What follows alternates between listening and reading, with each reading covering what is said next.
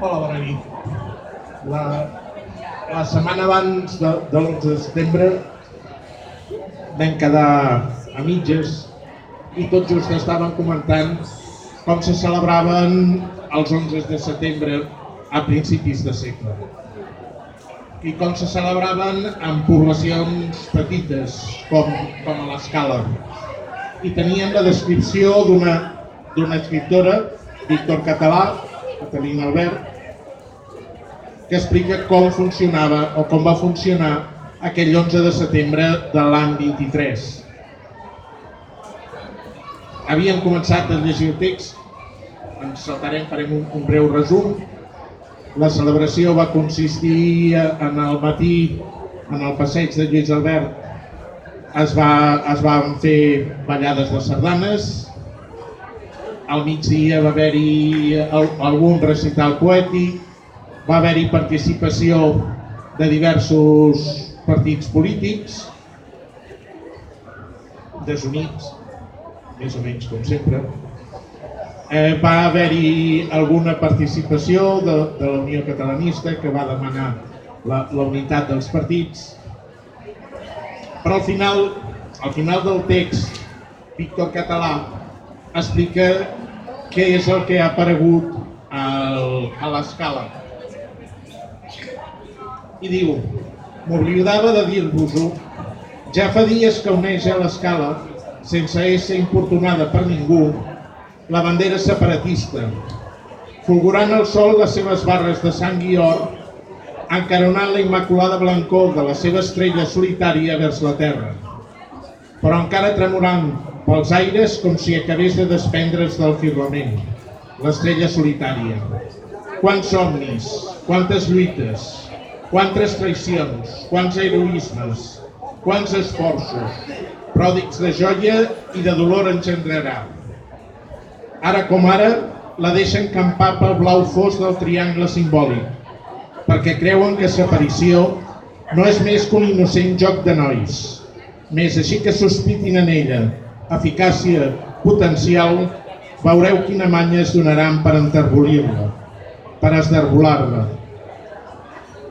Bé, 4 dies o pocs dies després de la celebració d'aquest 11 de setembre, que ja veieu que no difereix massa dels que en temps de mínimes llibertats s'han anat celebrant aquí, ballades de sardanes, ofrenes florals, algun discurs, alguna bandera que aquí l'11 de setembre van fer desaparèixer, els mateixos que ahir van tornar-la a fer desaparèixer de la plaça Catalunya amb total impunitat.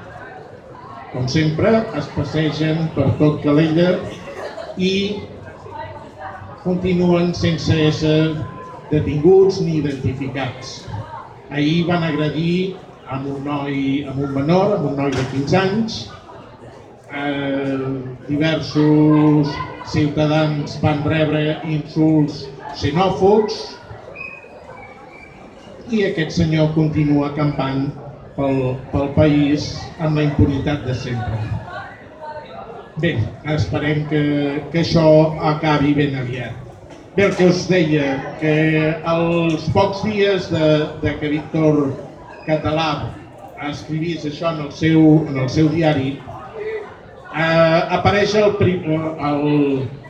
la primera dictadura del segle XX, la del Primo de Rivera.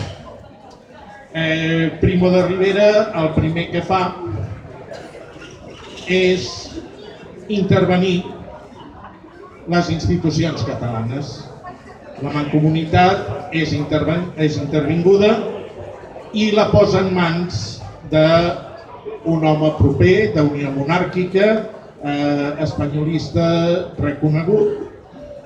Al cap de pocs dies de succeir aquesta intervenció, Primo de Rivera ja comença a sospitar que les coses no poden quedar només amb una intervenció i li escriu una carta on li agraeix la seva participació i ja gairebé li anuncia què és el que passarà.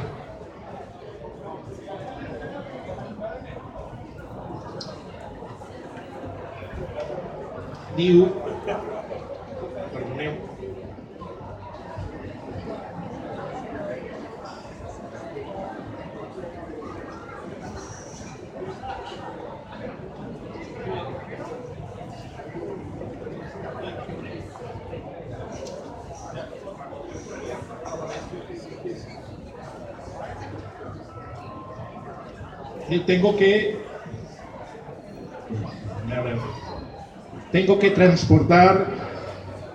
Tengo que transportarle estos temores, porque aún manejado en español por quien es tan claro como usted,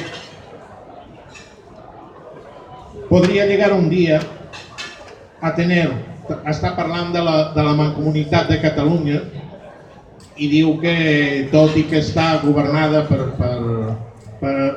tan preclaro espanyol, que si s'esforça en que la institució funcioni, diu que podría llegar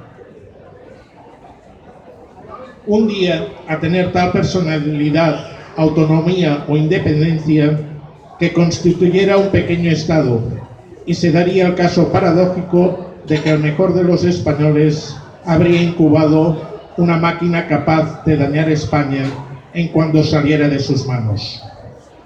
De tal modo, usted, con una notable moción de hacer por el organismo que precede, más de lo que hicieron sus antecesores, exacte, diu això, que encara que si ell ho fa millor que els que ho havien fet abans, les coses encara aniran pitjor.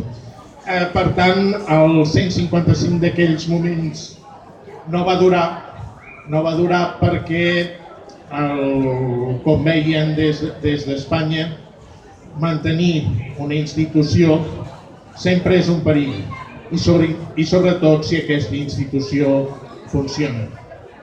Al cap de 6 mesos més endavant, el que decideixen és abolir la institució de la Mancomunitat i continuar amb el sistema provincial i centralitzat.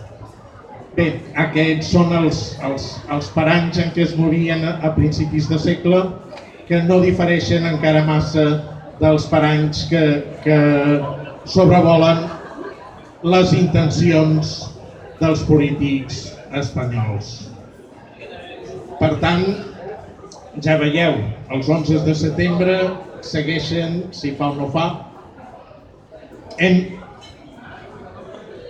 de tenir en compte que en algunes coses hem millorat. Als anys 30, en una d'aquestes onades de repressió, la gent també portava llaços i els militars i els policies a Barcelona arrencaven els llaços i colpejaven a les persones. No arrencaven els llaços d'edificis ni coses d'aquestes, arrencaven físicament els llaços de la gent que trobaven pel carrer i, a més, els colpejaven, si no se'ls enduien a presó. Per tant, els 11 de setembre han estat, per una banda, una jornada festiva i reivindicativa, però no hem d'oblidar que la repressió ha estat continuada. Després de la mort del darrer dictador, els primers anys encara varen tenir morts. Les grans manifestacions, aquella manifestació del Passeig de Gràcia, del 1.000.000 de persones, en acabar la manifestació, un noi va ser disparat per l'esquena per la policia espanyola i va morir. Anys després també van haver-hi altres incidents amb ferits per armes per la policia i allò que normalment comentàvem com a corredisses. És a dir, fins fa molt poc temps, és a dir, aquests últims anys on hem estat convocats per l'Assemblea i hem sortit massivament al carrer, podríem dir que han estat un dels pocs anys que s'han pogut viure amb una certa normalitat i que després de les concentracions i de les grans manifestacions no hem tingut que patir la repressió. La repressió, però, ha aparegut per altres bandes. Ens va aparèixer després de l'1 d'octubre, ens va aparèixer el mateix 1 d'octubre, va aparèixer amb la detenció dels Jordis i amb la detenció de part del govern i l'exili de part del govern, i la repressió continua, ara no dirigida ja directament per militars i policies, sinó dirigida per cossos que abans en la dictadura se'n deien parapolicials o d'extrema dreta, que els hem vist aparèixer ahir mateix aquí a Calella.